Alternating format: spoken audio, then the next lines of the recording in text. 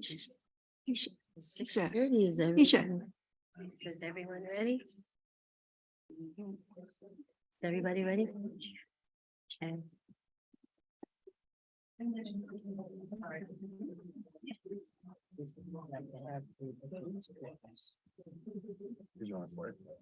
Please.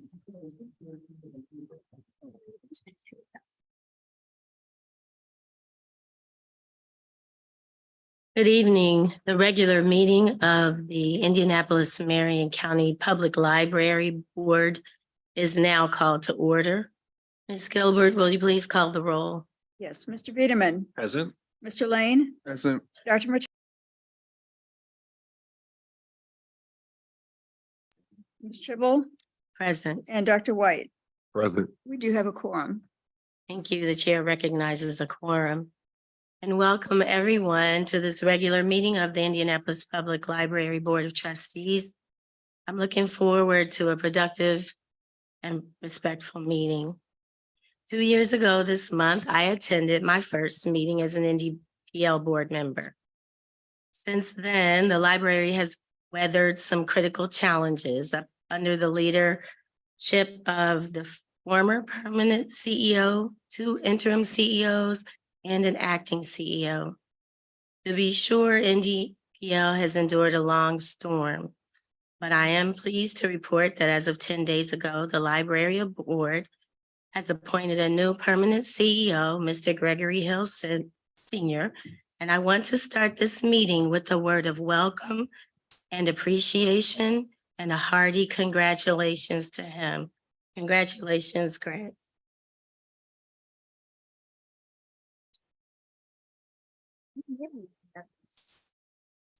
The last time the library appointed a new permanent CEO was more than 10 years ago.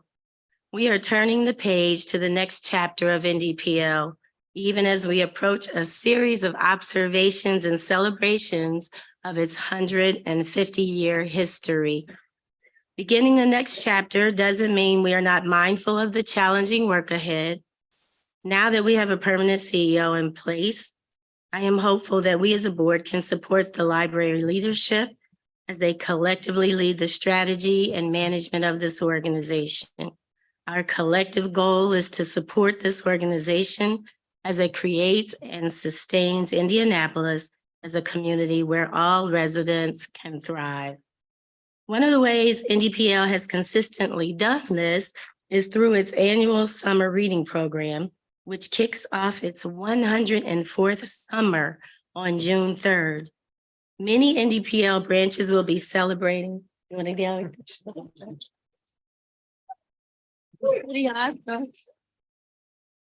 A lot of people don't live that long.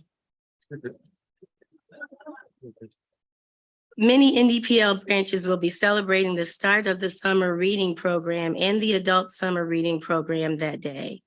Readers of all ages can register for the program at select library branches on June 3rd while enjoying special entertainment and a delicious birthday treat. A full list of locations and times is available at www.ndpl.org. In 2022, more than 20,000 kids and teens took part in NDPL's summer reading program. Readers devoted 15,060,234 minutes to reading while earning prizes generously donated by community sponsors. To celebrate the end of a successful reading program, the Indianapolis Public Library Foundation donated 5,000 books to Books for Youth with the Indianapolis Colts and the Department of Child Services, which provides Indiana children in foster care with books to start their own libraries. It's just one example of the incredible work that NDPL does in our city and state. We still have work to do as a board. The last couple of years have been divisive and difficult. I don't expect full recovery tomorrow. I don't think anyone does, but I am trusting that we will come together as we move into the next chapter of the Indianapolis Marion County Public Library. In January, I talked about 3 areas of focus that I believe will help us meet our responsibilities as a board. The first one is focused on board governance and operations.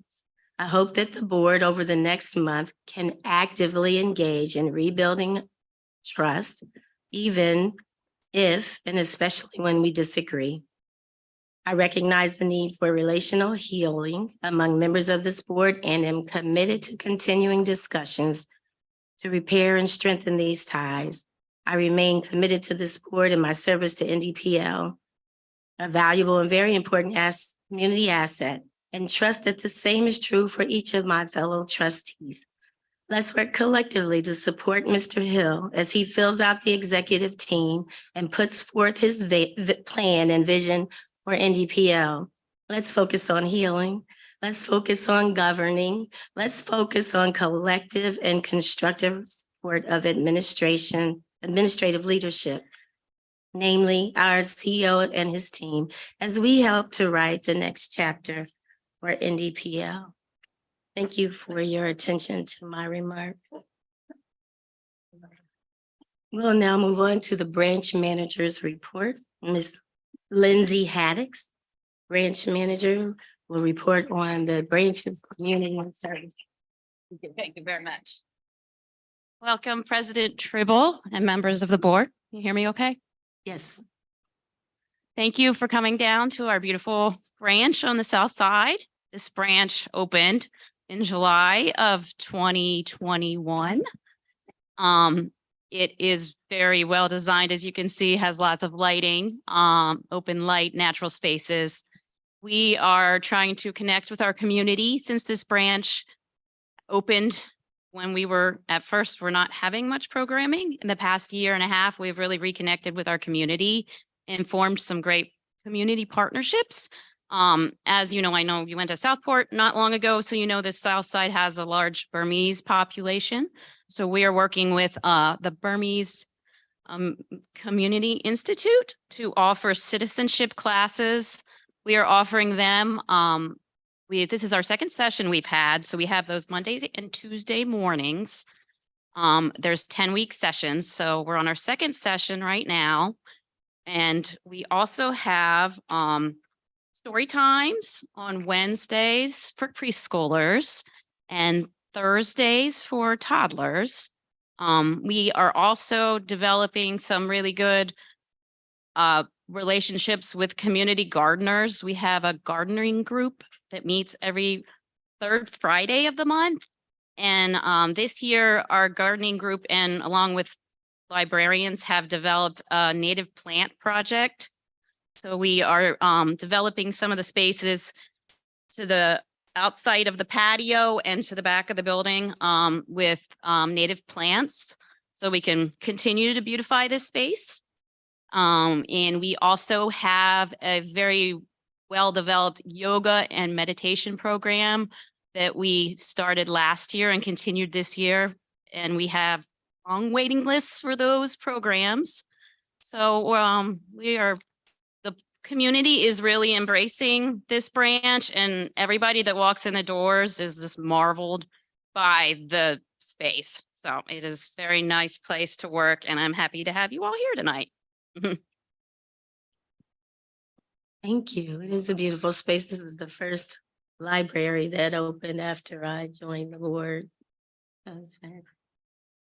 Any questions or comments? Just a comment to thank you for being so responsive to the staff, being responsive to a diverse community. And as you said, the growing Burmese population here has really embraced this branch Yes. in wonderful It's ways. very nice to see lots of families come in, all different families from all different backgrounds in the area, and see people interact together. On Saturdays, we'll have large groups of families come in, and we're looking forward to summer reading. We're having a summer reading kickoff and 150th celebration on the 3rd. So looking forward to growing more partnerships and getting more people in our building. Thank you so much for the warm welcome to your branch. It is a beautiful space. My question I have is about the 2 full-time public service librarians. One of those full-time public service librarians, are they dedicated to just children? Yes. Shelby Graham Pavan, she's our full-time children's librarian. Yes. Yeah, great. Yes. And then, in terms of your programming, do you have programs geared towards the Burmese population in Burmese? Well, we do have the citizenship classes. We have a translator who translates the class. So it helps with their language, helps them learn English and also citizenship skills. And yeah, so That's wonderful. so we're also developing a partnership with the Perry Township Schools to have a kindergarten and literacy night.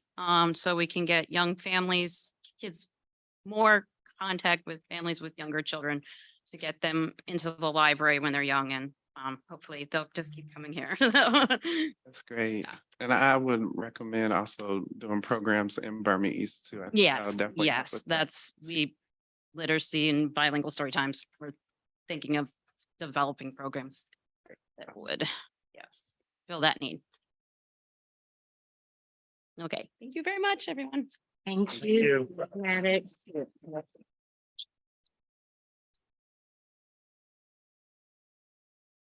Our next agenda item is public comment and communications. At every library board, we open with a time for public comment. We welcome feedback from the public about our Indianapolis libraries. And this is a time when the public may address the library board. If there are several people representing the same group, please select a spokesperson. Please do not repeat the same comment someone else has offered. Please note that this public comment time is not the appropriate forum for commenting on matters related to alleged employee misconduct. Any such matters should be brought promptly to the attention of the library's CEO or Human Resources Department, where matters can be properly addressed in compliance with the established library policies and procedures. A 5-minute limit will be allowed for each speaker. And we ask each speaker to give your name and address as you come forward. Angie, would you please? Yes, first we have 3 staff members, Jenna Maddox, Peggy Weir, and Melinda Mulligan from our staff association.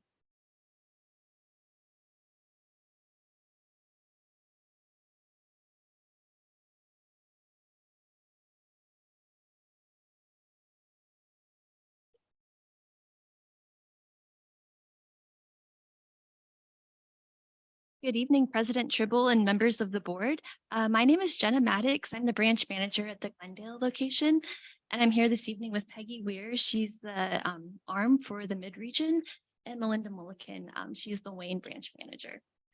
Since we have some newer staff members on the board, we wanted to share a little bit about the staff association, the program scholarship committee, information about the scholarships, and some of our past and current scholarship recipients.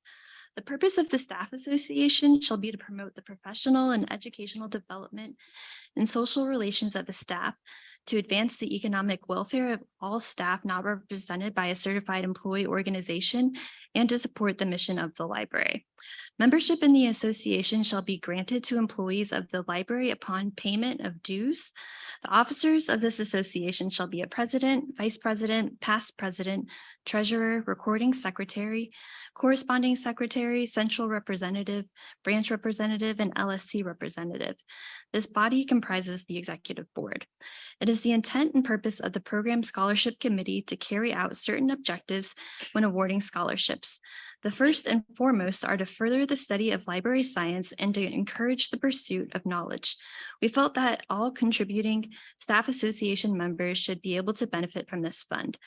Members of the committee are Deb Arrett, Jenna Maddox, Melinda Mulligan, Peggy Weir, and Rachel Wiesner. Current chair of the committee is Melinda Mulligan. Good evening. I'm going to talk according to the bylaws of the Staff Association Handbook. The names of the scholarship funds shall be the Marilyn McCannon Scholarship Fund and the Rosemary Gibson Scholarship Fund. And the management hereby becomes the responsibility of the Indianapolis Public Library Staff Association. The purpose of the funds shall be to provide money for scholarships according to guidelines established by the association. Funding for the Marilyn McCannon Scholarship shall come from the Marilyn McCannon Scholarship Fund, a portion of monies earned by Ways and Means, a portion of annual dues, and voluntary contributions. The funding for the Rosemary Gibson Scholarship shall come from the Rosemary Gibson Scholarship Fund, which was established in the spring of 1994.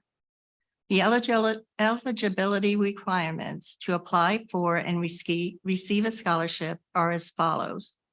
Scholarships will be awarded for no more than 6 semester hours per applicant per calendar year. Applicants must be members in good standing of the staff association for 1 year prior to application and must agree to serve as a committee chair or an officer the year following the scholarship award. If the recipient leaves the Indianapolis Public Library or staff association before this time period has ended, the money must be repaid to the staff association.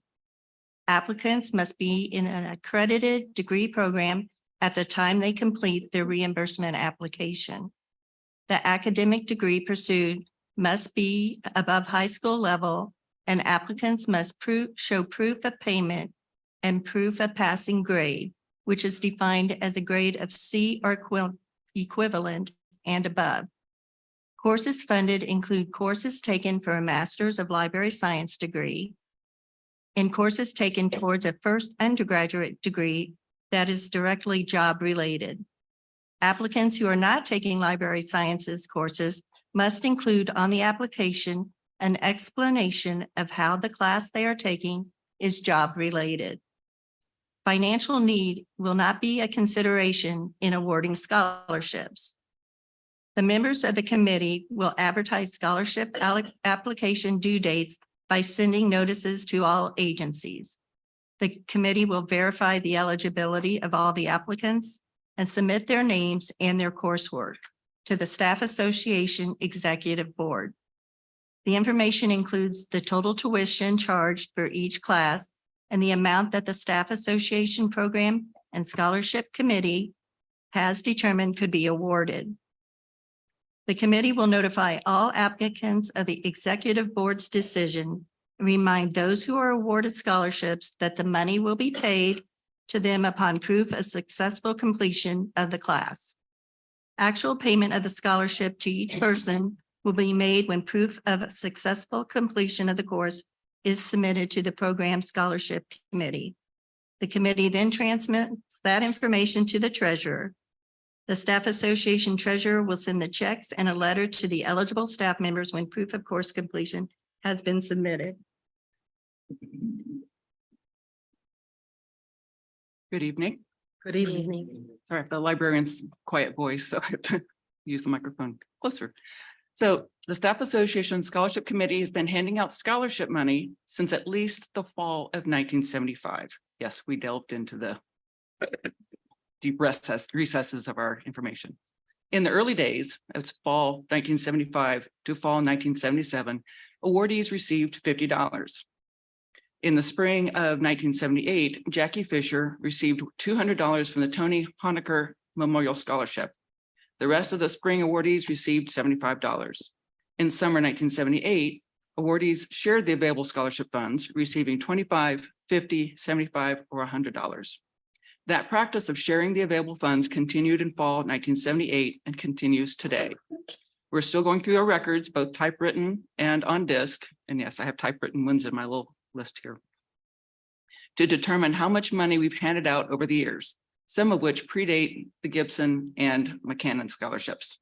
Several years ago, the Staff Association and Executive Board voted to drop awarding funds in the summer and to award funds in the spring and in the fall. Every spring and every fall, we announce that scholarship funds are available through Staff Association and share the application form. Every semester, we hope to be able to award up to $500 for those working on their undergraduate degree and up to $1,000 for those working on their graduate library degree. How much we hand out each semester depends on the number of qualified applications we receive. This spring, we received one application from someone working on their library degree and we're proud to award $1,000 to Katrina Barnett, processing assistant in collection management.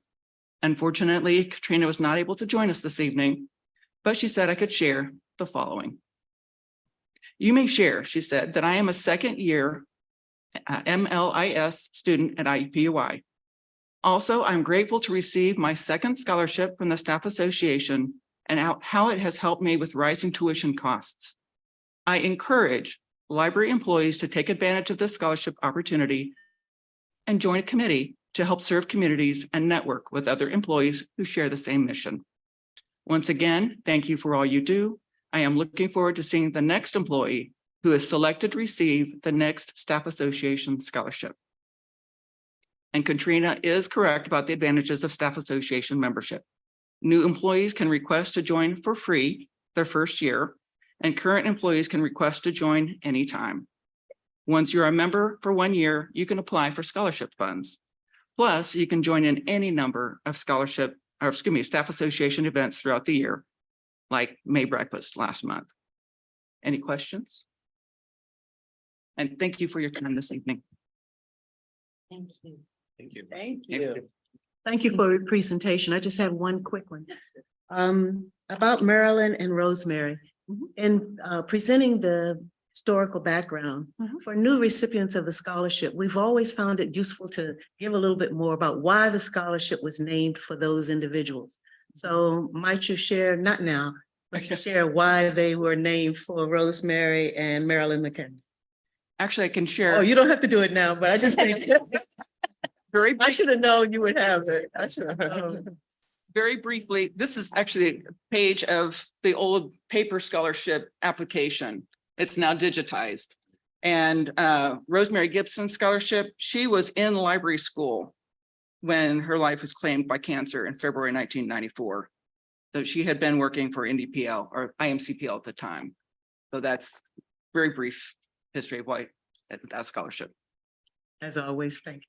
I could You're tell you welcome. about Marilyn McKinnon. I was gonna say, some people may or may She not. hired me in 1975, but she was director of public services. She was in charge of all the branches and was a force to be reckoned. She was for library education. Not surprised. That's a useful bit of background information. We want to always attach to that scholarship. Yeah. Thank you so very much. Thank you. Thank you. Thank you.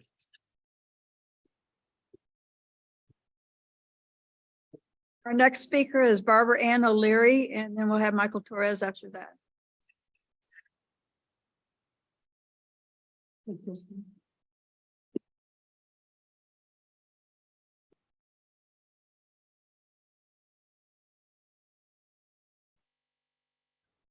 Can you hear me? Yes. My name is Barbara Ann O'Leary. I'm a youth multimedia learning specialist at Central Library's Learning Curve, which I work with children and their families and teachers to help them thrive and to recognize that the library is available to them and their families whenever we're open, and that we strive to provide meaningful programming that can help meet their needs. And I'm here today to ask the board to take very seriously the need to improve board practices. I would like to mention that it's coming up on 2 years since we had a full-time CEO. Now we have another one. During that time, we were told by the board that we were not able to fill that role. A serious new CEO decision could not be made until a climate study was conducted. The climate study, I believe, was delivered a year ago, April. And I just wanted to bring to your attention, if you hadn't remembered, that these 3.5 pages are the pages in the study that are recommendations. This page and this page are completely devoted to improve Board of Trustees governance. I won't read it to you. I know you have a copy, but I do invite you to read it again. I will just read one part under the strengthen board operations. There is ineffective decision-making due to infighting and divisiveness among individual board members. Routine decisions have been complicated due to such divisiveness, which has also spilled over to staff. They go on then to mention the 5 major tasks of the board in the public trust manual. I've been reviewing the public trust manual. So for those who don't know, this is the official document that defines for the board how they are legally required to operate. And I wanted to just read a few things to you, things that caught my eye. Page 15, task 5, the board advocates for the library. And I hope when I'm speaking that you will understand that I have a deep commitment to our community and to us developing processes that are effective. And that the hiring of a new CEO has nothing to do with whether or not we're going to be able to meet that goal of being, because Greg will do what he's doing, but we as an organization need to change our ways. It says here, volunteer board members' motivation is service to the community. I do hope that is why you're here. And if so, board members are advocates. It says here, board members are also advocates for the community to the library. You represent community standards and interests and understand community needs. You should be ready to voice those community needs in board meetings, always being careful to represent the whole community and not just special interests. I would just like to say that I've been dismayed by the dismissive tone that some of the board members have used in describing people who've come to the library board meetings to speak from the heart about their deep concerns about the library and their love of it. So I hope you will reflect on that. I have not enough time to read all of these, but I will just say, board meetings can alienate staff, damage the board team, waste your time and the time of other board members, cause turmoil in the community, and actually hamper the operation of the library. It says here in chapter 10 under board meetings. There's a place here that says meeting in the sunshine, the Indiana open door law. Very simply, this statute is protection against abuse of public power. I'm going to say that again. This open door law is protection against abuse of public power. Closed meetings cannot result in a final decision and must comply with the notice and memorandum sections of the law. All voting must be done in open session. Learn to live comfortably with the open door law. Attempting to circumvent the open door law is dangerous and unnecessary. Your board can function well in the open and within the law if you learn to control the situation. Here are a few important considerations to make living with the open door law easier. I'll let you read those yourself.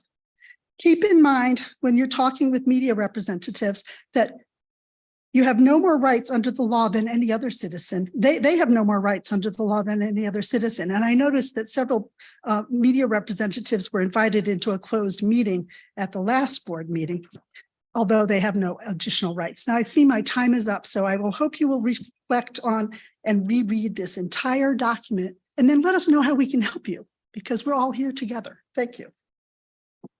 Thank you, Barb.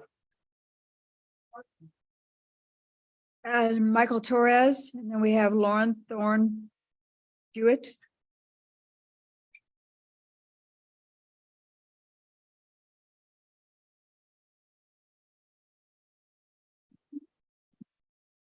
Good evening. Good evening. Good evening, trustees and library community. My name is Michael Torres. I work at Central Library. I reside in Marion County and have been a property taxpayer for over 20 years. I am not an outside agitator. As a matter of fact, some might call me an inside agitator, but I see myself as a member of the rank and file seeking to make our library a safe, fair, and equitable workplace. I am an original member of our union organizing team that first convened in 2006. I was first elected as president of ASME Local 3395, representing Indy library workers in 2009, when our first collective bargaining agreement was signed, and I am looking forward to handing over this position. I am the elected precinct committeeman of newly drawn District 13, which covers the Near East Side and a sliver of 22nd Street. Currently, my representative is the vice president of the city county council. But currently my representative is the vice president of city council, county council, but come January 2024, Jesse Brown, the community representative that you tried to evict from last month's board meeting for ignoring the community's demand to hire Nichelle M. Hayes, will be my representative. Some of my most tense moments speaking here began during the pandemic and escalated in 2021 when the community and the staff began to challenge the leadership of former CEO Jackie Needus, which resulted in the board's strong encouragement to resign. She continues to show up for programs and events at our branches as if nothing happened, often traumatizing the staff. Even suspended patrons are not allowed to enter our branches. Being appointed to the library board has never been so skewed. You have a president appointed by the city county council defying their demand to hire Nichelle M. Hayes. The CEO, the community, and the staff have rallied for being allowed to dismiss their letter. Unfortunately, it was difficult to learn. It was just a letter since no follow-up was ever made. On top of the letter, the council appoints a trustee who stated at the Municipal Corporations Committee meeting that they were pulled off their golf game to be a trustee, then flip-flops on the community, a community that once thought better of them. Then the county commissioners appoint someone who from the Indy Latino community who, in spite of ignoring the call to get the staff and community's perspective, had enough information to decide on the future of our library. How do we put this end to these current missteps? Making the appointing parties, the city county council and the county commissioners, which include the assessor, the auditor, and the treasurer, accountable to their voters. One is up for election next year. Lastly, if a first-time candidate with a solid grassroots campaign of door knocking and engaging the constituents can take out the vice president of the city county council, others can be held accountable. Dream big. Thank you. Thank you. Our last speaker is Lauren Thorne Jewett.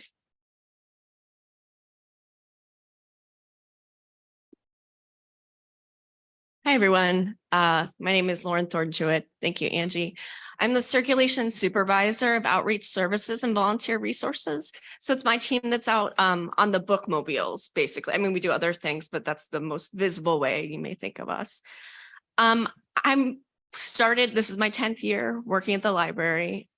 Before I was in the position I'm in now, I worked full-time at the Nora branch as an LA2. Prior to that, I was a part-time LA2 there, and before that, a part-time LA2 at the College Avenue branch. Prior to that, I was an hourly worker. I was in the position of the regional assistant, which actually doesn't exist anymore, but it's kind of like the floater position that we have now, but it was a clerk, so that's where I started. I'm not going to take up my whole time today. I just have a lot of gratitude that I'd like to share with the people in this room, the people at home, the people watching later. So thank you, first of all, to West Perry, for everybody here, for welcoming us into your branch. Yay. Thank you to every person who works here. Thank you to all the patrons of here. Thank you to the teams who come and clean here. Thank you for the team who set up this room. You are all important. You are all appreciated. And I just wanted to put that out there. Next, I wanted to thank our communications department for making all of these possible. These people work so hard to make sure that all of this information at these meetings is available to everybody, and you do not go unnoticed. So thank you to all of you.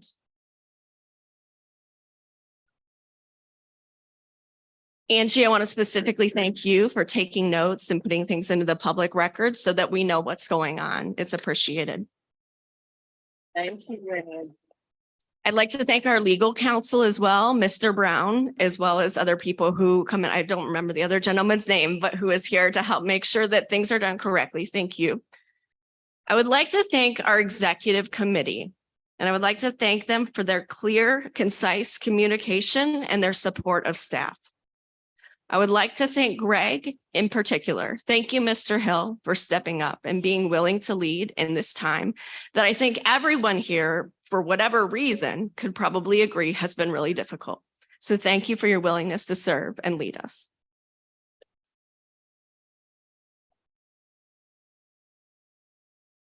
Ms. Tribble, thank you for leading this board. Thank you for laughing. I appreciate that too. Thank you for the grace, the eloquence, and the goodness with which you have led this board. You have come here day in and day out and held these meetings in the face of difficulty. You are appreciated, whether or not people laugh when I say that. You are. We thank you for being here, and I thank your appointing bodies for putting you where you are, and I thank the board for voting for you as president. Thank you. Furthermore, to Dr. White, again, Hope Tribble, to Ray Biederman and Dr. Palacio, I want to thank you for listening to the community as a whole.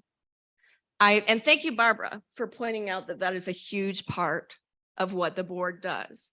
Thank you. Excuse me, I'm talking. Thank you. The point that she made, I think, is so crucial that it's important to listen to and advocate for the community as a whole. Thank you for not pretending that because we are not here with signs or because we did not sign a petition on a blog that we don't exist. We are here and we appreciate you. Stephen, Dr. Payne, Dr. Murtada, I also want to thank you for being here. And I want to thank your appointing bodies for putting you in the positions you are in. Now, in the interest of transparency, which has been a real buzzword of late, I do want to be clear that I disagree with you. I disagree with many ways that you have voted. I disagree with some of the ways that you've handled yourselves. But I am really thankful that you are here because you do disagree with me and because I do disagree with you.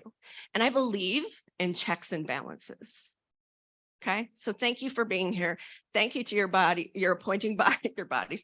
Thank you to your appointing bodies. I'm not going to ask or demand that you're gone because I don't agree with you. I appreciate you being here as well. I want to thank everyone who works at NDPL at every single level. I want to thank everyone for coming to work day after day, showing up and making all of this happen. And lastly, most importantly, I want to thank our patrons because without you, we would not be here. You are the reason we do what we do.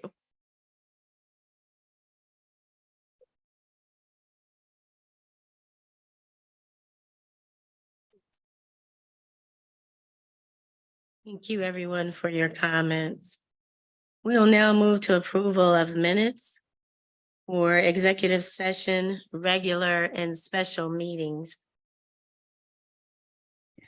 We'll start with the executive session of April 21st, 2023. Is there a motion to approve the minutes of the executive session held April 21st, 2023? So moved. Is there a second? Second. The minutes have been moved and seconded. Is there any discussion? Hearing none, we'll have a roll call to approve the minutes. Mr. Biederman, Approve. Mr. Lane, Approve. Dr. Murtada, Approved. Dr. Palacio, Abstain. Dr. Payne, Approve. Dr. White, Approve. and Ms. Tribble. Approved. Thank you. The motion carries. Is there a motion to approve the minutes of the regular meeting held on April 24th, 2023? So moved. And moved, is there a second? Second. The minutes have been moved and seconded. Is there any discussion? Mr. Biederman, Approve. Mr. Lane, Approve. Dr. Murtada, Approved. Dr. Palacio, Approve. Dr. Payne, Approved. Dr. White, Approve. and Ms. Tribble. Approved. Thank you. The motion carries. We'll now move to the executive session of the Diversity Policy and Human Resources Committee that was held on May 3rd, 2023. Is there a motion to approve the minutes of the executive session of So moved. DBHR on May 3rd? So moved. Is there a second? Second. Minutes have been moved and seconded. Is there any discussion? Hearing none, we'll have a roll call to approve the minutes. Mr. Biederman, Approve? Mr. Lane, Approve. Dr. Matada, Approved. Dr. Palacio, Approve. Dr. Payne, Approved. Dr. White, Approve. and Ms. Tribble. Approved. Thank you. The motion carries. We'll move on to committee reports. And we will hear from the Finance Committee, chaired by Dr. Patricia Payne, and members are Lois Palacio and Dr. Jane White. CFO.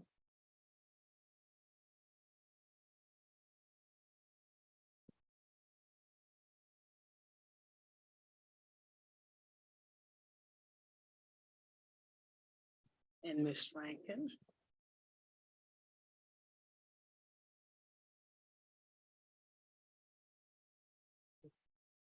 Good evening. Good evening, everyone. Mary and I will present the treasury report. I will review the revenue and Mary will review the expenditures. The treasury report can be found on page 33 through 49 of the board report, the electronic board report. As of April 30th, 2023, we are 2% more than we were in 2022. The actual year to date is at 3.789 million. And the month to date, year to date is 2.1 million. The detail of the report can be found on page 36. Our property taxes, we received our first payment in April 2023. And as of today, we actually received another payment of the property taxes in the month of May. In the intergovernmental section, the E-rate, we received more than what we projected. We originally projected 20,000. We received $30,455. And you can see that on page 39 of the operating cash flow projection. Then also for charges for services, the plug with printing revenue continues to be consistent with the revenue coming in. Then our miscellaneous charge, the interest revenue continues to grow higher. The Hoosier Fund, which you can find that on our investment report on page 41. The Hoosier Fund percent is 4.73%. And then Trust Indiana is 4.89%. It continues to grow every month. On the second page of the PowerPoint, here's another way to present it, the revenue month to date compared to last year, 2022. Then to your right is the revenue year to date in a graph form. Then the next page. On the operating fund expenditures by type for the month, the personal services and benefits, when we compare to the first quarter of the prior year, is 3% lower, primarily because April of 22 had 3 payrolls in it. And we also had some payouts of vacation leave in 2022. Medical expense is higher this year. Supplies are 12% higher due to an increase in costs of office supplies and cleaning supplies. Our other services and charges have a 4% increase due to legal cost increase and cleaning services increases. And the capital outlay is 3% higher, which for the operating fund, that's our books and materials. And then there's a graph also comparing the month to date with the prior year and the year to date with the prior year. It's fairly level. And does anyone have any questions regards to the treasurer report? I had asked a question before in terms of a breakout, if you will, of our contracts. And how do we look at those contracts? How do we break that out for the different expenditures? Well, we break it out into what service they're providing as far as which expenditure type and which fund is going to pay it. For example, construction is out of the construction funds. And what we just presented was the operating large expenses of all the branches from the general fund, which is what's budgeted largely. So, but consulting, I think you were asking about Yes. before, which is one particular object, and I do have a report of that. I just left it back at my chair. I'm sorry, I didn't hear the last I left part. it back at my chair, but yeah, I do have a handout I could give you that I'd prepared. Okay, for the purposes of the board. Mhm. Thank you. Check it. We can pass that out Yeah. later. Okay. Any additional questions? The resolutions. But I think the treasury report have to be voted on. I'm sorry. Does the treasury report have to be voted on, Deborah? Yes. Okay. Thank you, Ms. Rankin and Ms. Campbell. Is there a motion to accept the report of the treasurer for April 2023 for filing for audit? So moved. Is there a second? Second. Is there any discussion? Question. Are this Yes. accrual basis or cash basis? Cash. Thanks. Any other questions? If not, please call the roll. Mr. Beederman, Approve? Mr. Lane, Approved? Dr. Matata, Approved. Dr. Palacio, Approved. Dr. Payne, Approved. Dr. White, Approved. and Ms. Tribble. Approved. Thank you. The motion carries. We'll move on to resolution 2023. Yes, this resolution is transfer between classifications of accounts. This is to cover the CAO contract. And this is for only 1 month for this month of March 2023 in the amount of $15,833.33. This is a transfer moved funds from the CEO department's budget to fund the contract for the CAO. This transfer does not have any impact on the budget because it's moved from one account to the next. Asking for approval. This did not come out of the finance committee because we didn't meet this month. Is there a motion to approve resolution 2023 regarding the transfer between classifications and account? So moved. Is there a second? Second. Is there any discussion? My question is, does Ms. Harden provide an itemized list of what she's billing for? Yes, she does. And And does it say what she was billing for the month? Is this for May or is it for April? I'm sorry. this will be for May. For May, did it say what she was billing specifically for the month of May? Well, the month of May is still here, so she is working. Typically, when she submits an invoice, it is a detailed itemized invoice that covers everything that she worked on for that month. And she submits it to her, Gregory.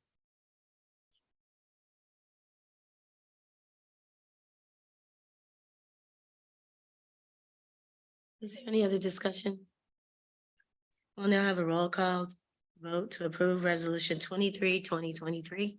Mr. Beederman, Approve? Mr. Lane, No? Dr. Matata, Approved. Dr. Palacio, Approve? Dr. Payne, Approved. Dr. White, Approve. and Ms. Tribble. Approved. Thank you. The motion carries. Move on to resolution 2023 for annual OCLC cataloging, metadata, and ILL subscription services renewal. I'd like to invite Deb Lambert up because this resolution and the next one comes out of the CMSA department.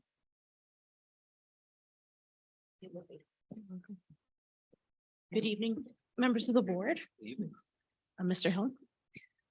Thank you. Don't look at my phone, but I do need my glasses.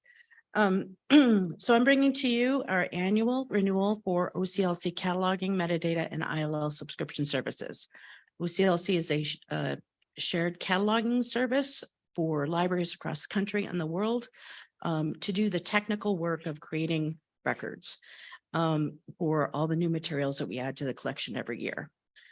As we get cataloging records for our own catalog, we also mark our holdings in this national database that allows interlibrary loan to happen between libraries that participate in this shared consortium. It's for a library our size, it is a pretty big cost for this. So we're bringing a resolution to renew it at the cost of $135,437. And it is planned already in the operating budget. What questions might I answer for you? What's the term, the period of the contract? Is it 1 year or? It is a one-year term, yes. Any other questions?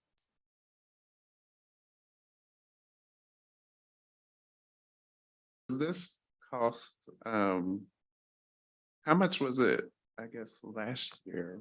Was it around the same? It charge? increases at least 3 to 5% annually. Okay. Any other questions?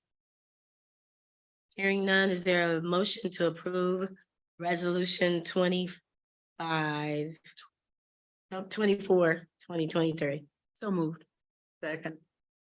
Is there any discussion?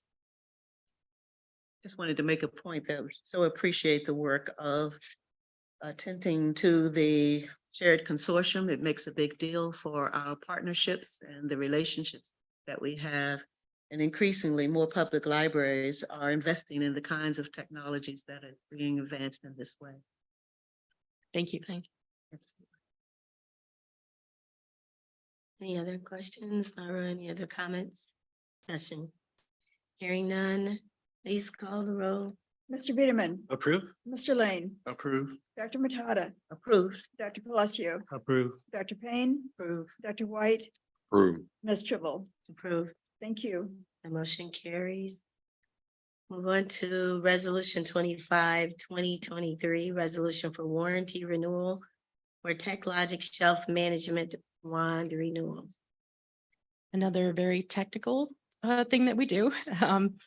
These wands read RFID tags from the materials on our shelves. We implemented RFID about 5 years ago, 6 years ago, and immediately after we started using these wands. They kind of look like a Klingon device that you scan along the shelves and it alerts you. You've got a tablet that tells you if an item is in a status other than in. So the item might be lost or missing or even still checked out to a patron, and it alerts the staff to pull that item and fix the problem with it. So it's kind of an inventory device. And so it's been 5 years. We had a 5-year warranty, and it's time to renew those for another 5 years. In 5 years, I don't imagine that we'll renew it again. We will probably get new devices at that time. Are there any questions? So you're saying this is the last year of this particular? This is a 5-year contract for the warranties for these. So these will last another 5 years. And there are 25 in this particular proposal, but we do have a total of 31, I think. So the other 6 are on a different schedule. So that covers one wand for each one of our branches. And do you know how, if any of the wands have broken since, do you know about how many? Every single one of them, I would say. All of them have been replaced? Okay. They're very popular, very heavily used at our branches. And they, the cords on them do get, the charging cords do get loose, and we have to replace on a regular basis. But also tablets have been dropped, the wands have been dropped and everything, because it's a physical thing you move along with. So the warranties have been very helpful. Because how much would it cost to replace one without? $9,000, the cost of each wand and tablet combination. And the renewal, I think, is around $2,500 for the 5-year warranty for them. When you first suggested the ones, Oh, there you are. how many approximate man hours do you save with a wand? So that's an interesting question. it's hard to measure, but our system produces a lost and missing list of items at every branch that every branch used to search By every hand. week to look for these items. And they still do that, but the list is shorter because the wand picks up so many items and is so much more effective than doing that. But we really haven't done a cost study for man hours saved. Because with the wand, you can just kind of do this, but Mhm. if without the wands, you just have to take the books off and scan it one by one, Right. correct? You Yeah, have a so list of that's a lot. call numbers and barcodes that you go and look through the shelves of that particular item to see if it's there or not. Yeah. Just a quick question. Mhm. Have you done a comparison to other services, not services, but other tools that can be used nowadays, since that was a number of years ago? There are comparative inventory wands, but they don't have a live connection to our Polaris system. This is the only vendor that sells one that has that live connection. The other tools use a different methodology where you download all of the items from one particular collection to the wand. And then you go and scan it, and then you upload what you found, and it marks things missing or not missing or inventoried. So this is much more interactive and live and useful. I recall our Polaris system and what we've done to make sure that we continue it. I think, Shanika, that's correct. Yeah. And so having a system that really does work in line with it just makes great sense. Mhm. I do hope that we will do the next iteration, because the technology is just changing so fast. So 5 years, it's going to be different, just like you said, Deb. Yes. Mhm. A number of us just went to a Polaris conference. Just want to let you know, with the Shanika's team and my team. And that was very helpful 2 weeks ago. What are they saying about the future? A new system, a new upgrade is what we're looking for. So we are measuring how well they're ready for us, a system our size. They have smaller libraries that are implementing it, and we want to make sure there are plenty of libraries that are using it effectively and not running into glitches and bugs in the system. So as they migrate over, we're watching what we call showstoppers to make sure that they get those developed before we switch over. Get the bugs out. Mhm. Move to approve resolution 25, 2023. There's been a motion. Is there a second? Second. Any further discussion? I will have a roll call to approve resolution 25, 2023. Mr. Biederman, Approve. Mr. Lane, Approve. Dr. Murtada, Approved. Dr. Palacio, Approve. Dr. Payne. Approve. Dr. White, Approve. Ms. Tribble. Approved. Thank you. Thank you. I just hopefully, Deb, that there will be a sharing with IPS about the systems that we're using, because I find those to be invaluable to the Indianapolis Public Schools accountability as well. Very good. Thank you. We're working on it. Okay, we're moving on to resolution 26, 2023, resolution for approval. Negotiate and award a lease for service contract for system-wide copier multifunction devices, MFTs, equipment and support services. This resolution comes out of the CIS, so I'd like to invite Shanika Hayward up here so she can review this. Absolutely. So good evening, members of the board. Good. Absolutely. So tonight I'm requesting approval for resolution 26. Approval to negotiate and award a service lease contract to Rico. Is for our system-wide copiers, multifunction device and equipment and support services. And I fully support and believe that the selection committee make the best selection for our library. And no other vendor proposal that we did review gave us a reason to change our vendors. Am I talking too low? Okay. Library voice, sorry about that. And so just to give you a little bit of history about the contract. So we've been having the RICO contract since 2011. And it went originally through our RFP process, and we continued that relationship through the QAP when RICO had that. 48 months went by, and we just constantly and kept with the former leadership, they just constantly kept extending that relationship. And so in 2021, we decided to extend it so we can get a firmer rate. And then we just decided to go and moving towards our RFP process when we got our new CFO. So we're excited about that. The first time we put it out to bid, we only received 2 proposals. It was in September of 2022. And so we decided to put it back out. And so we put it back out in March of this year. And we also, just so that you know, we did put the public notice, we sent it to our vendors that we thought would be, would bid on this project, and they did. We had a pre-bid conference where they asked questions. We received 5 sealed bids. And RICO was selected by the committee as the vendor offering the best solution. And in your packet, I also submitted the evaluation, presentation, the proposal. I submitted everything, have it all on here. And I also submitted a breakdown of why RICO as well, but I'm not for sure what all you received because the meeting was canceled. But I did submit all of that. And then I also submitted with Lolita the pros and cons that's clearly outlined. That was, And then also, that was in an email today to Dr. Palacio. go ahead. Okay. And then we also submitted the breakdown fee for each month and then by the year. Well.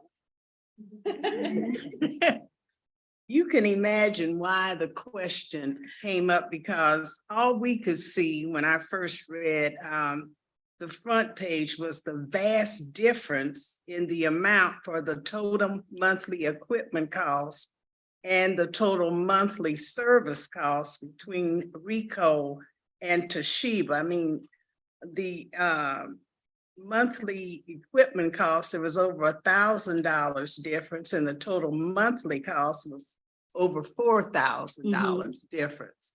So that is why the question was asked. Absolutely. And what I was going to explain in the finance committee is that we did receive an unfavorable reference check. And as you look at the cons, you can see that, but I'm willing to forward that as well after this. Have my laptop right here, you can receive it. Okay. Right after this meeting, so I knew you would have good rationale, but we just needed to know what that was. It's so vast. Right. Thank you. You're welcome. Thank you. Questions? Move to approve resolution 26, 2023. Second. The resolution has been moved and seconded. Is there any discussion? Hearing none, Ms. Gilbert, please call the roll. Mr. Biederman, Approved. Mr. Lane, Approved. Dr. Matada, Approved. Dr. Palacio, Approved. Dr. Payne, Approved. Dr. White, Approved. Ms. Tribble. Approved. Thank you. Thank you. The motion carries. We'll move on to, and thank you. Thank you. For the Finance Committee. A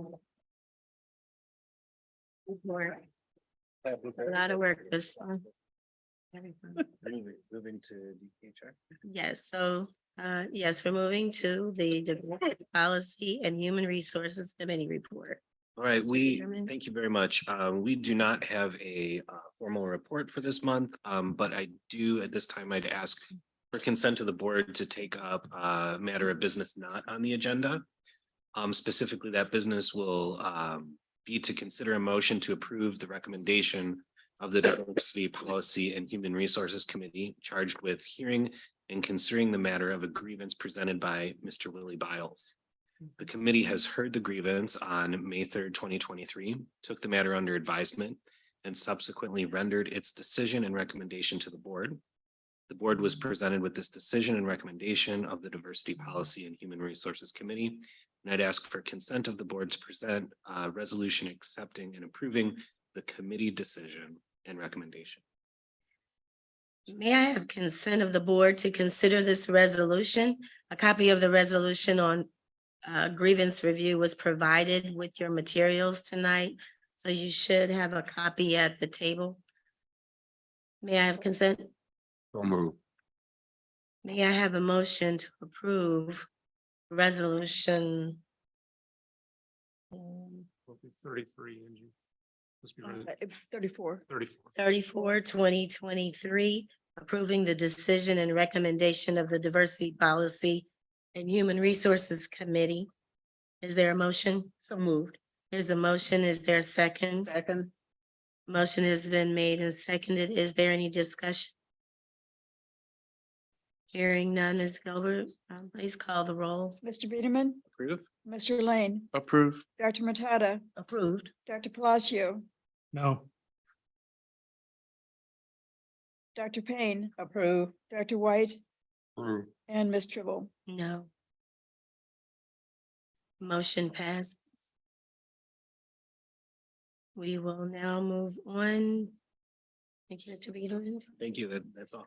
Thank you. We'll move on to the Facilities Committee. Dr. Eugene White is Chair. Facilities Committee, Adam is coming forward to join us now. We have resolution 27, 28, 29, 30, 31, and 32 to present to you this evening. We did not have our Facilities Committee meeting. However, Adam did a great job of sharing the information. So we will let him give us an overview, then ask for board action. Right. Everybody hear me? Great, thank you.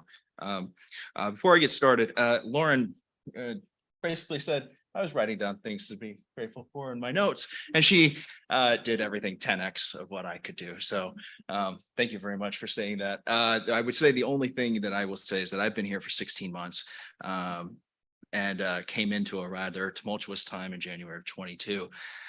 And personally, the executive committee, past and present members, have provided the support and blatantly love to help me do my job, the liaisons to the board, to actually do the business of the library.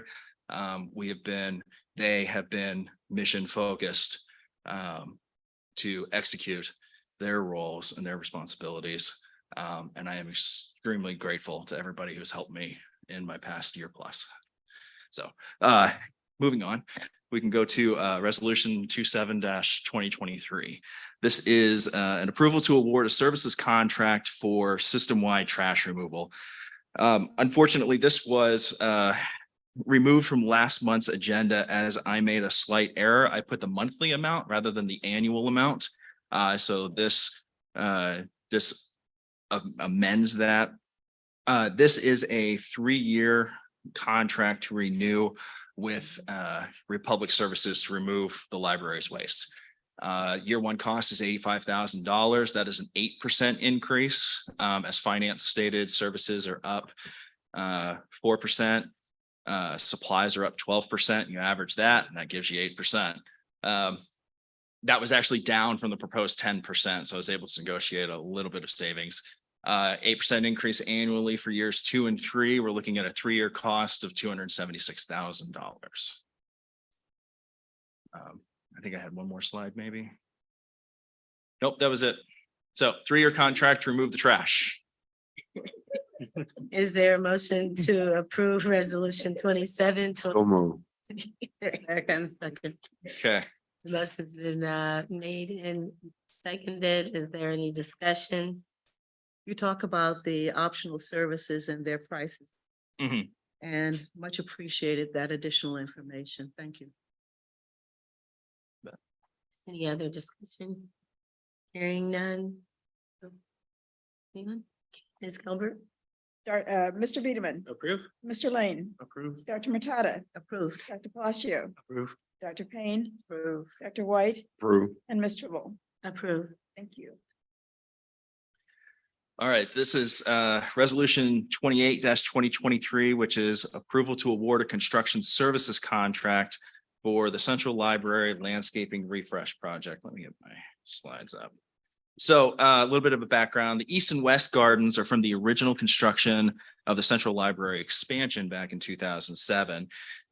There have been several species that were originally planted that have been added to the invasive species list, as well as several of the bushes are overgrown or reaching their natural biological or botanical end of life.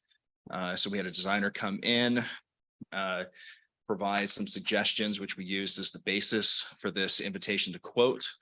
And we received, let's see, we sent the notice, to 38 vendors. 29 of them were considered an XBE under the city of Indianapolis.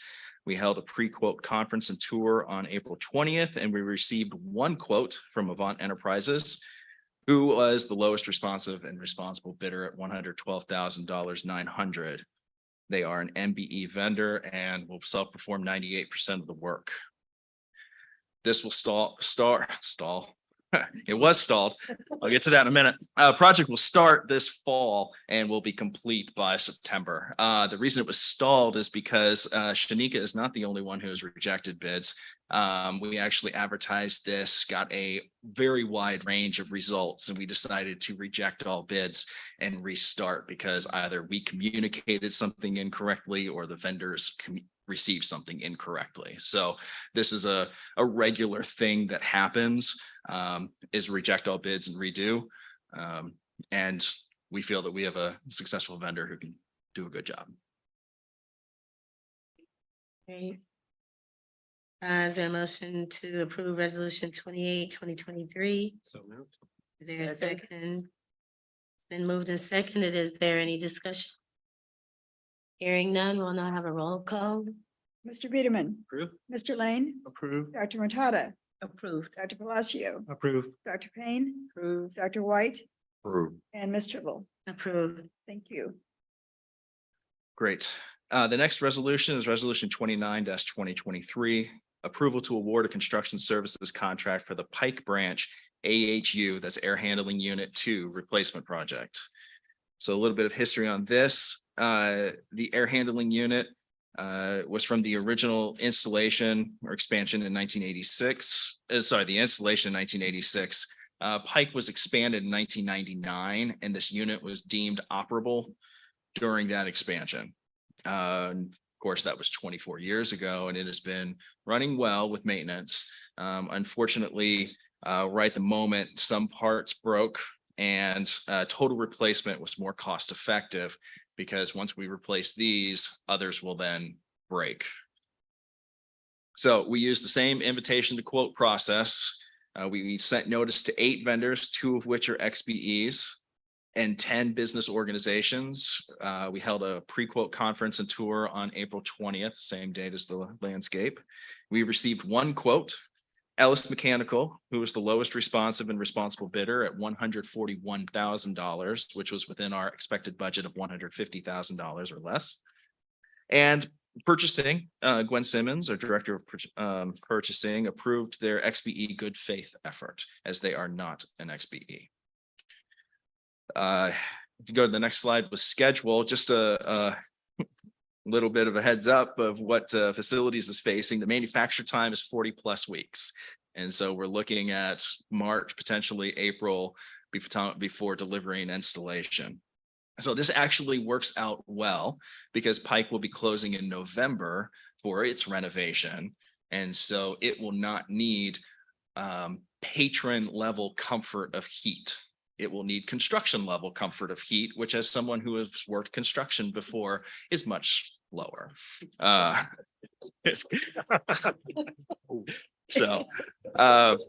It will, this particular project will start in the spring of 24, and it will be in tandem with the renovation that will be ongoing.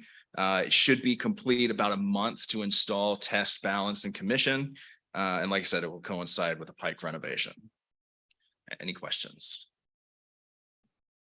Is there Move to accept resolution 29-2023. a second? Second. Is there any discussion? If not, Ms. Gilbert, please call the roll. Mr. Peterman, Approved. Mr. Lane, Approved. Dr. Matata, Approved. Dr. Palacio, Approved. Dr. Payne, Dr. White, Approved. and Ms. Tribble. Approved. Thank you. Motion carries. Resolution 30, 2023. All right, I'll stop spending money for a moment. This is approval of a naming opportunity for the Glendale Branch Large Study Room. So a little bit of history. Vincent Fox was a resident and he founded Fox Art Glass at college in Kessler. He founded this after his first retirement, and it was suggested he always wanted to do something with stained glass. So he went to the nearby library and learned how to do stained glass to the point where he opened his own business. He died in, I want to say 1999, and his family was looking for some way to honor him. And with the new Glendale opening at Glendale Square Mall in 2000, they decided to donate several stained glass windows, and they renamed that the Fox Large Quiet Room. With the new Glendale opening, we opened discussions with the Fox family, and they wanted to donate 4 or 5 of the 7 original stained glass windows into the large study room at the new Glendale. And so we recommend the large study room at the new Glendale be named the Fox Study Room.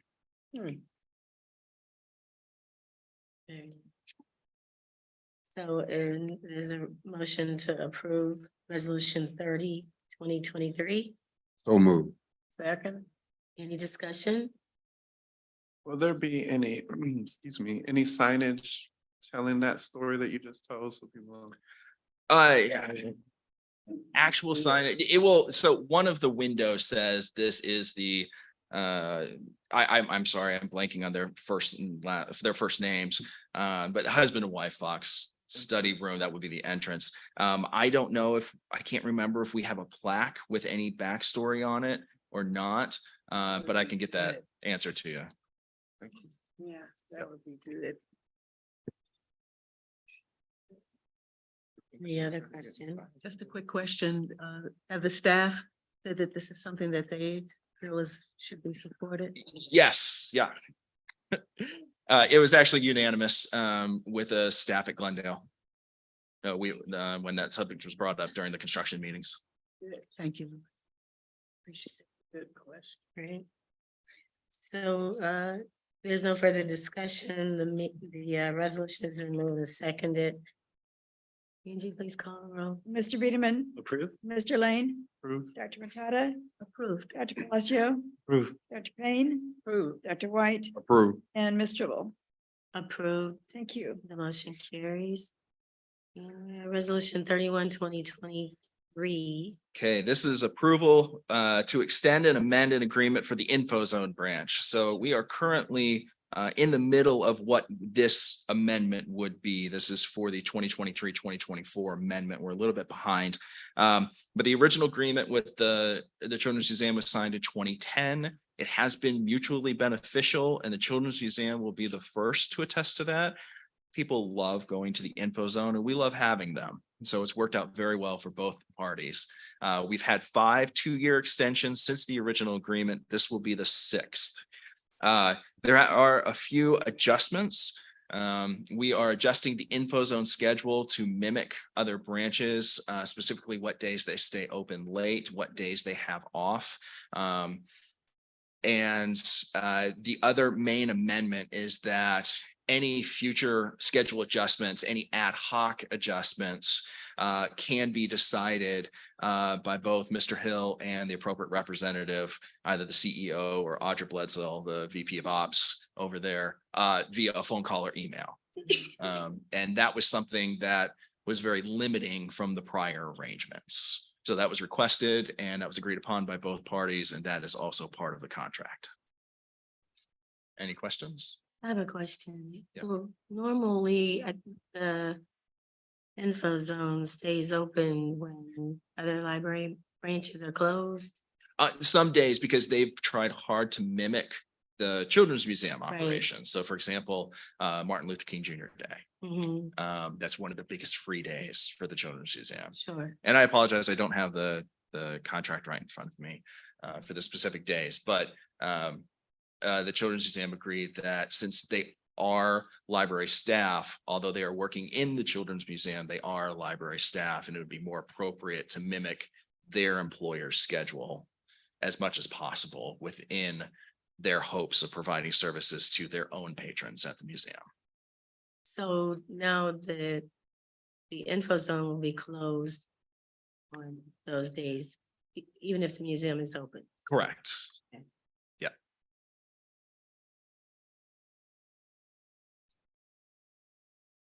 Any other questions? Move to approve resolution 31-2023. Question. Oh, Sorry. So then would it be an agreement between Greg and the Children's Museum to regulate those operations and decide when it's closed or open? On an ad hoc basis. So right at the moment, we have those certain holidays and certain times scheduled for every day, every year. If there is a weather event, if there's a special event, something like that, then that's the one-off ad hoc nature that can be agreed upon via email. But the spirit of this contract is no major changes. So all of a sudden, the Children's Museum wants our staff back on Martin Luther King Jr. Day. That would be a contract amendment rather than just an email. I'm sorry, wants them back every year on that particular day. That would be a contract amendment.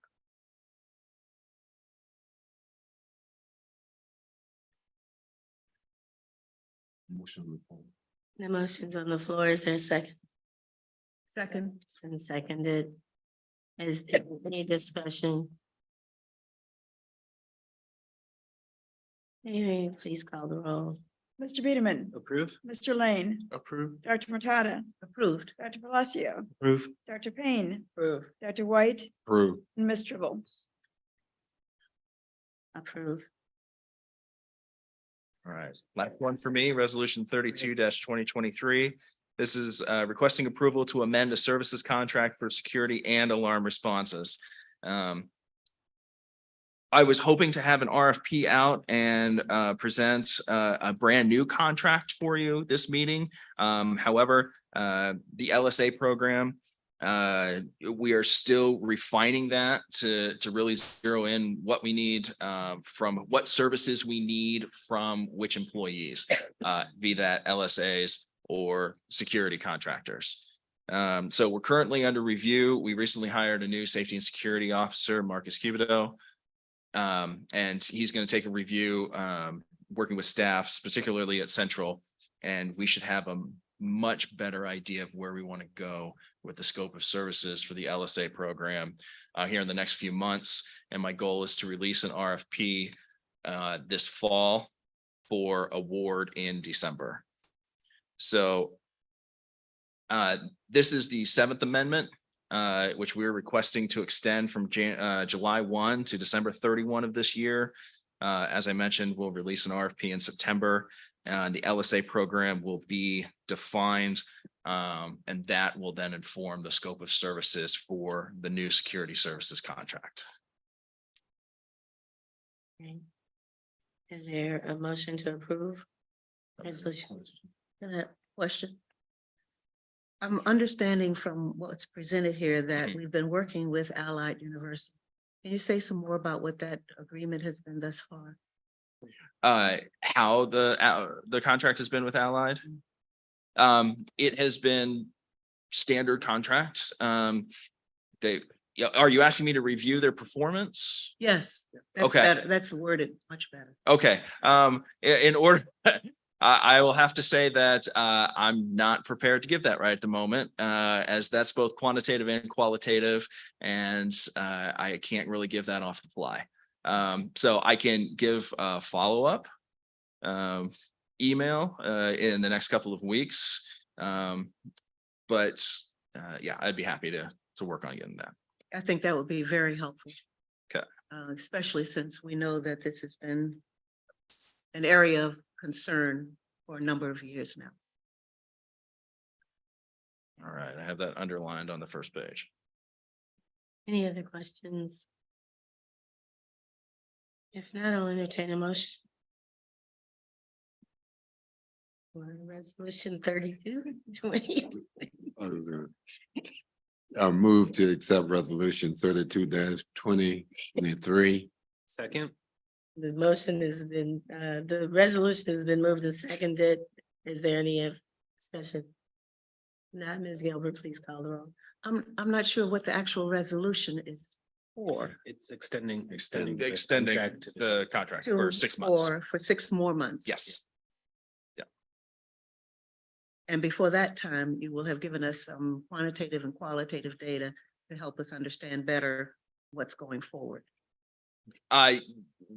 Well, what's going forward or what has been? Because you asked for a performance review, which is Exactly. backward looking. And so do you want a forward looking? That would be really the RFP.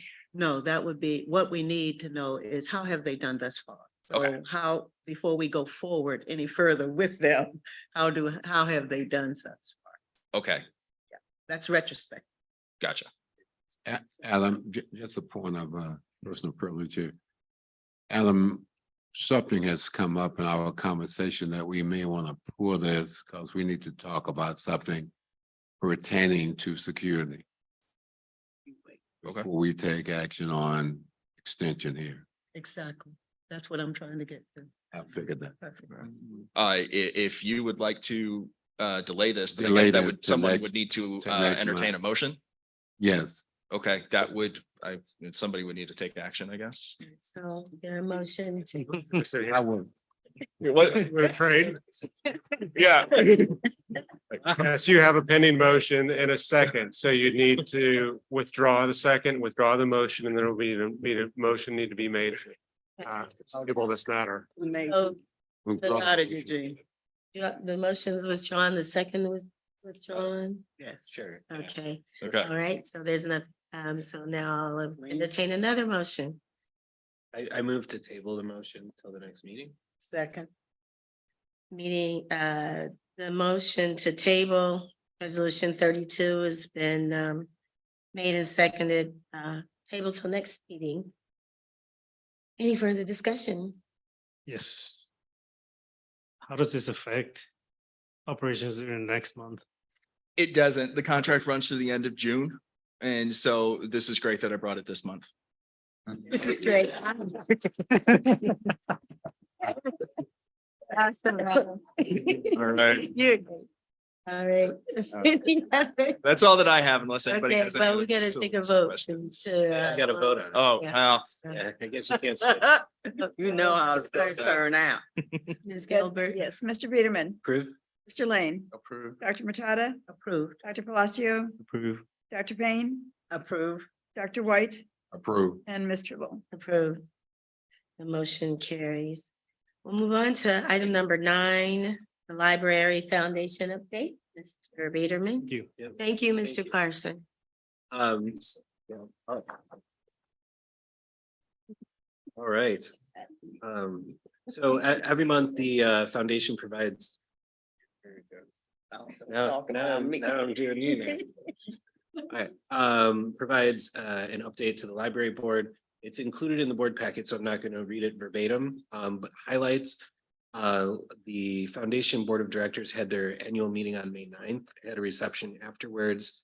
Honored T.D. Robinson with a gold library card for 6 years of service to the board. Bob and Helen Brody received the foundation's highest honor, the Luminary Award, for 24 years of support.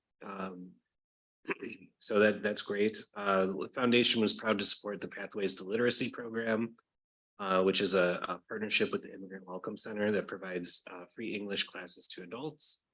194 donors made gifts last month. The following are the top corporate donors: CICF, Clark Quinn, the Indianapolis Colts, Ratio Architects, RJE Business Interiors, and the Allstate Foundation. This month, the Library Foundation is proud to support more than $378,000 to the library. This includes the summer reading kickoff program, preschool package programs, and the Indy PL branches, history and general digitization. So I just submit that report. Thank you, Mr. Biederman. We'll move on to item number 10, report of the CEO. Mr. Gregory Hill. All right, good evening, board president, board members.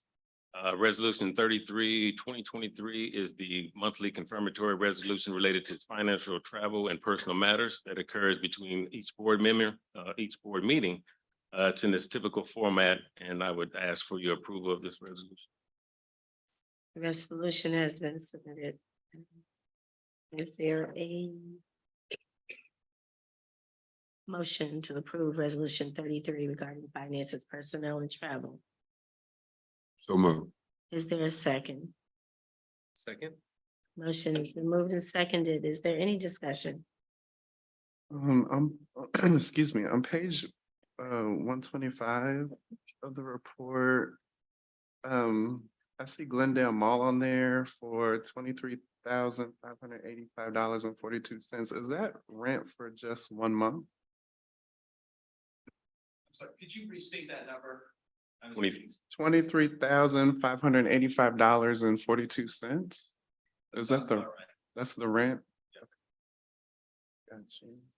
And then on the same page, there's a Regions Bank purchasing card charge for $24,109.47. Is that just one charge for the month or? I don't know who could answer that. Yeah. No, that's many charges for several departments. Okay. Over the course of a month. Thank you. Any further questions? Okay. Did I- Okay, so it's been motion in a second. Yeah. Okay. I did too, so we'll call the roll, please. Yes, Mr. Peterman, Approve? Mr. Lane, Approve. Dr. Batata, Approved. Dr. Palacio, Approve. Dr. Payne, Dr. White, Approve. and Ms. Tribble. Approved. Thank you. We'll move on to the CEO report. Okay, thank you. I'll continue. Good evening, library board president and patrons and staff. The staff of the Indianapolis Public Library continues to focus on supporting lifelong learning in the city of Indianapolis. We continue to hold meetings with staff at branches, locations, as well as departments. In April, the executive committee held meetings at the Irvington branch and the Info Zone. The area resource managers meeting was held at the Wayne branch. Some program highlights: the adult summer reading program will begin June 5th and runs through July 29th. This year, adults will track their time spent reading and earn prize drawing tickets to put towards themed bundles. The program also has fun activity badges that participants can complete to earn additional prize drawing tickets. This year, we focus on bringing patrons back into the branches by encouraging them to attend programs, classes, concerts, and more at various locations. Adults are welcome to read whatever they want to reach their goal. We are pleased to offer patrons the opportunity to win prize bundles carefully curated by staff and feature many local businesses. Bundles have different themes such as coffee connoisseur, featuring barista accessories and local coffee, gardening goodies, a library lover set with a Kindle Paperwhite, and more. Help us reach our community reading goal for 2023. If the NDPL community surpasses 16 million minutes of reading, including our children's summer reading program, all readers who log reading time during the summer will be entered into grand prize drawings. More information about the adult summer reading program can be found on the library's website. Some other adult program features. The NDPLC library continues to offer free seeds at selected locations. In April, we restocked 27,000 seed packets across the system. The seed library is also offering more workshops on essential gardening skills to help patrons get the best results from their checked out seeds. After our small space gardening program at Warren Branch, one patron reflected on presenter Dr. Jared Dortch. He is very knowledgeable on the subject, the patron said. I am a beginner, and he broke it down very well with practical tips.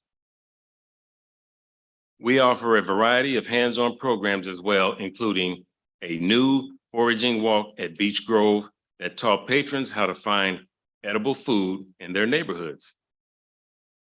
The Immigrant Outreach Specialist featured programs. The library celebrated 2 Pathway to Literacy graduations at our Eagle and Southport branches, representing more than 80 graduates of the English Language Learning Program. Many students brought friends and family, as well as delicious dishes for the pitch-in lunch.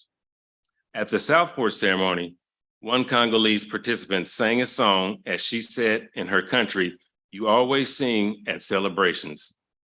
It was a beautiful time with lots of joy to celebrate the accomplishments of these students who have worked so hard to learn basic English to prepare them for their next steps.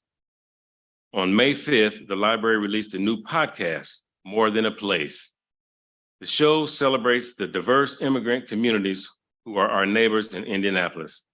Among the 10 episodes, you'll hear conversations with the co-founder of the Ukrainian Society of Indiana as she interweaves her personal history with the history of her country. An exploration of Angolian capoeira with a longtime teacher and many more. Learn more about the show at ndpl.org. More Than a Place, and listen to episodes wherever you stream your podcasts. Digital inclusion in the technology team. Patrons completed 221 North Star digital assessments at 5 branches. That would be Central, Michigan Road, East 38th Street, Garfield Park, and Wayne on North Star digital literacy with basic computer skills, internet basics, and email as the most requested assessments. July Awesomeness for April. Storytime remains a mainstay program at the library, helping families incorporate key early literacy practices, reading, writing, singing, talking, and playing. In April, we offered 178 unique storytime programs at branches and online, serving more than 4,300 patrons. NDPL also joined the inaugural Indiana Libraries and Literacy Symposium at IUPUI on May the 9th to discuss our efforts to improve community literacy with fellow educators and school librarians. On April 1st, 2,180 community members visited our central branch to celebrate Dia del Niño, also known as the Day of the Child. We paid homage to this Mexican tradition by encouraging early literacy with activities and resources geared towards our Spanish-speaking families. In addition to lots of hands-on play experience, this program offered bilingual story times, community resource tables, visits with Daniel Tiger hosted by WFYI, and a concert by award-winning children's performer 123 Andreas. We ended April with a panel discussion featuring nationally acclaimed authors Leah Johnson and Ashley C. Ford. Johnson discussed the forthcoming release of her new children's book, Ellie Engel Saves Herself, and Ford shared insights, her best-selling memoir, Somebody's Daughter. So that was just some highlights of some of the programs that we had throughout the system. And I'm going to do a brief presentation here real quickly about some of our plan going forward, the vision for the library.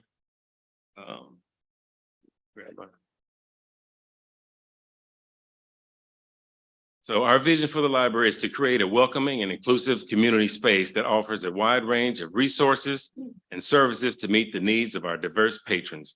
We see the library as a place where people can come together to learn, grow, and connect with others. Next slide. We envision the library as a hub for health resources, providing access to reliable information, support, and referrals for those seeking physical and mental wellness guidance. Our goal is to promote healthy lifestyles and empower our patrons to take control of their health and well-being.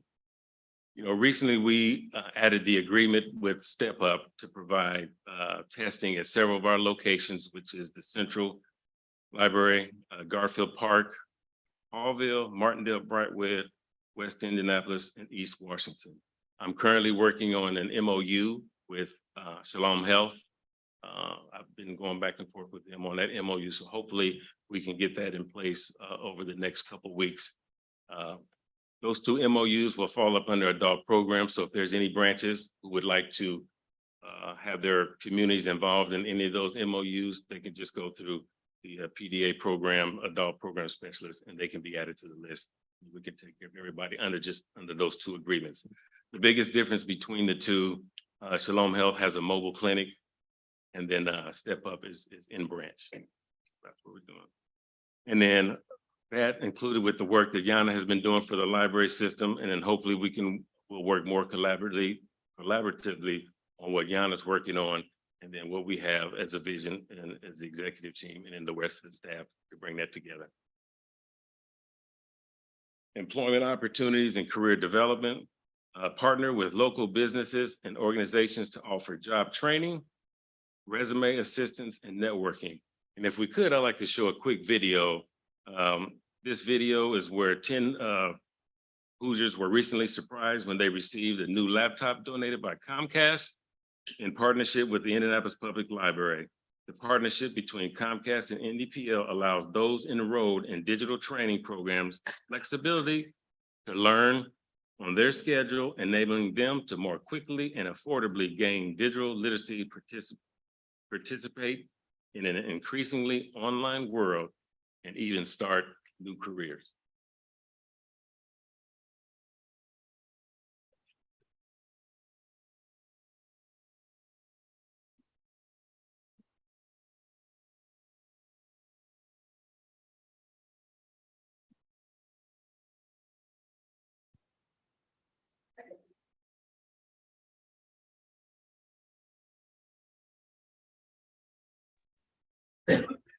Shouldn't it become?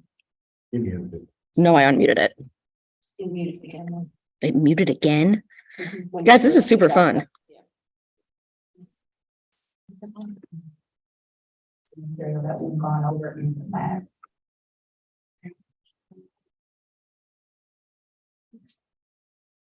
My name is Don Hopkins, and I work for the Indianapolis Public Library at the Creative Branch. And as a job center worker, I help people create resumes, I help people apply for jobs. But I also have a lot of students who come to practice their computer skills. They attend the classes that we have on Thursday afternoon, and then they come to the job center to practice and review the material that we've gone over in the class. So I saw myself in Copier, and I never had time to really get into computers because working on production so long, and this gave me an opportunity, and I've been doing it for 4 months, and I've been doing 6 programs package where the individual helping everybody willing to want to help me, and I'm just so appreciative to this team here at the Southern Extreme Library. During today's program, we have a laptop giveaway for our patrons who have really taken advantage of the service that we offer. We're happy to give this here. Well, we're doing it here in the program. Thank you. Yeah, absolutely. I've been working for Comcast for 7 years. Digital equity has been an issue that we as a company have worked on for probably the past 13 years. One of the things that was always in the way was cost. Before the event. That's why we have the Internet Essentials program. The second thing is devices. We need to make sure that people have the devices in their hands that they need so they can do the work that they need to do. And so the third tier that we really have to address in the community is finding that sense of purpose. And we need digital literacy programs in order to achieve that. We're here at the 38th Street branch. We're giving away laptops, taking care of the second tier, making sure people have those devices. But we need to have a public library doing its due diligence, making sure that people have the training, the skills, and the focus that they need in order to be as successful as possible. We talk about the restrictions a lot, and I think that we not providing the services, I don't do not have a way to go home and practice even more. Like, part of the problem that we provide is that there is a lack of knowledge when it comes to using computers and the internet, but also lack of access. This program now has a limited, right now there are people who have computers in their homes that are wanting to further their knowledge in computers. I'm just so thankful for this program. I really am. Doesn't give me a chance to start by saying that we're here for help.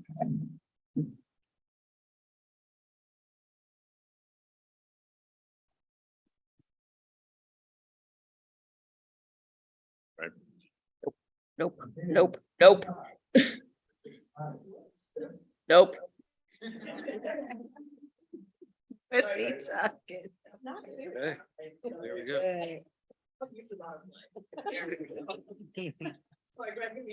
That's okay. Okay,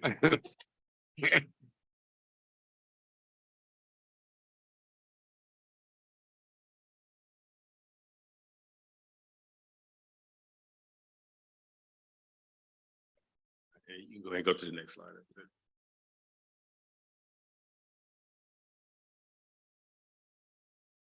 Great, right there. There we go. All right, thank you.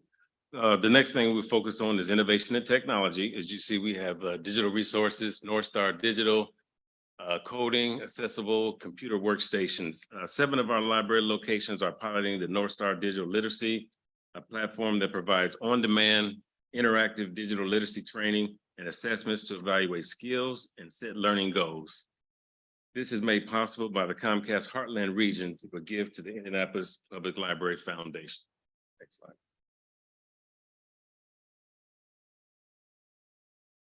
Next slide. All right. Another thing we want to do is engage some new patrons. Underserved communities provide programs and services to meet their specific needs. Be a place where everyone feels valued. Some of the ideals that I've talked with some of the programming folks about was to look at the strategic priority areas in PDA and find out where we're missing, and then work at including programs to fill those gaps, engage new partners and presenters. We also talked about meet people where they are by going offsite and offering more programs at community centers, summer schools, and community events. We talked about working to develop partnerships with organizations serving people who may not be currently connected to the library, like school systems and immigrant centers. And then lastly, offer new programs reflecting current trends. Star Wars marathon, adult painting parties, fishing, adult street art, water safety, and more. And then last, a safe work environment, provide a secure, supportive workspace, foster collaboration, creativity, and personal growth.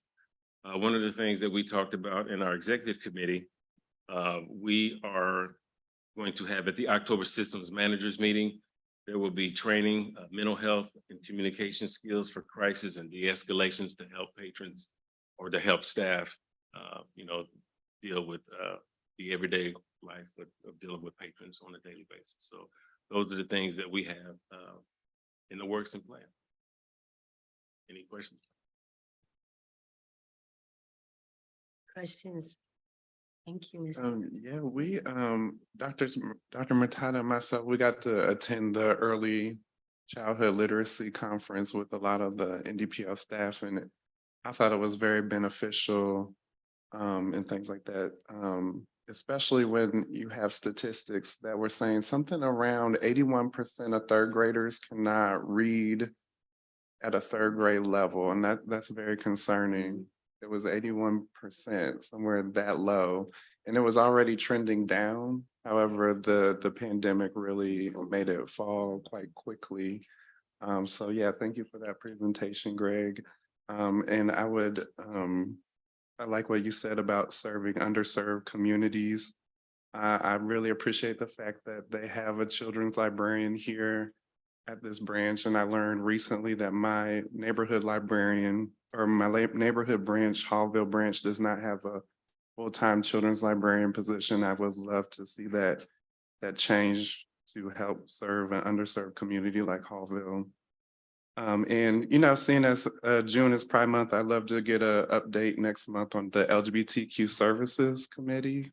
Thank you so much. And then just to answer a follow-up question about the PSA to PSL, there's 3 branches that we would like to do that with, Hallville, Martindale, Brightwood, and then the West Indianapolis branch as well. We would like to upgrade those to PSL if the budget allows.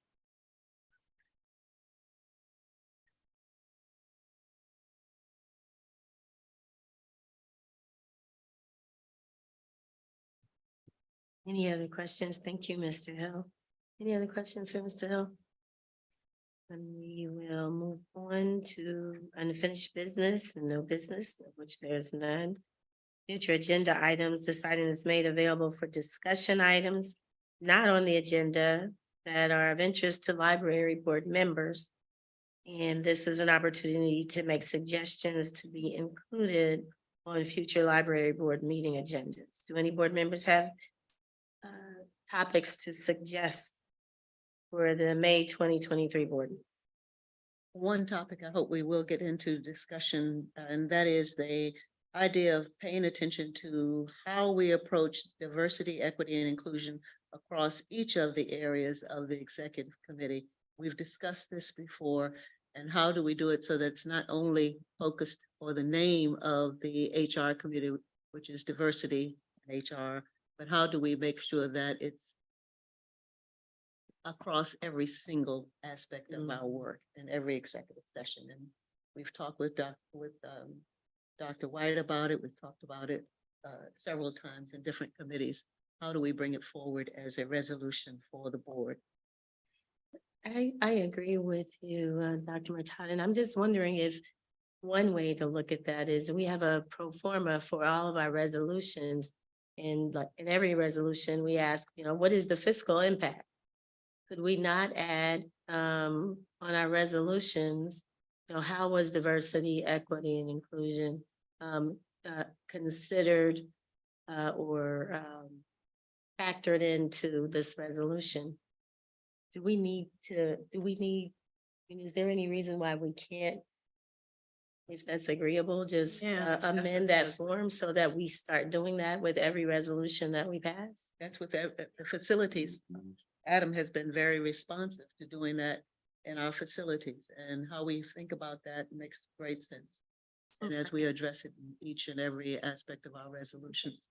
If I could ask for a motion to amend our resolution pro forma so that every resolution considers that, includes that consideration. We can ask our attorneys to put that together. So moved. Is there a second? Second. Been moved and seconded. Is there any discussion? Hearing none, Ms. Gilbert, please call the roll. Yes. Mr. Biederman. Approve. Mr. Lane. Approved. Dr. Murtaugh. Approved. Dr. Fazio. Approved. Dr. Payne. Approved. Dr. White Approve. and Mr. Lowe. Approved. Thank you. Well, thank you, Dr. Murtaugh, for bringing that forward, and I hope that will keep that discussion in front of us at every step, and we'll see what else we need to do to keep that issue moving forward. Let's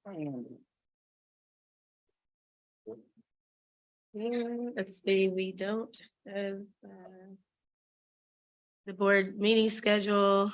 The next, I'm going to move forward to item number 17, the notice of next regular meeting will be on Monday, June 26th at Central Library in the Riley Room, which is at 40 East St. Clair Street, 6 p.m. Is there any other business to be discussed?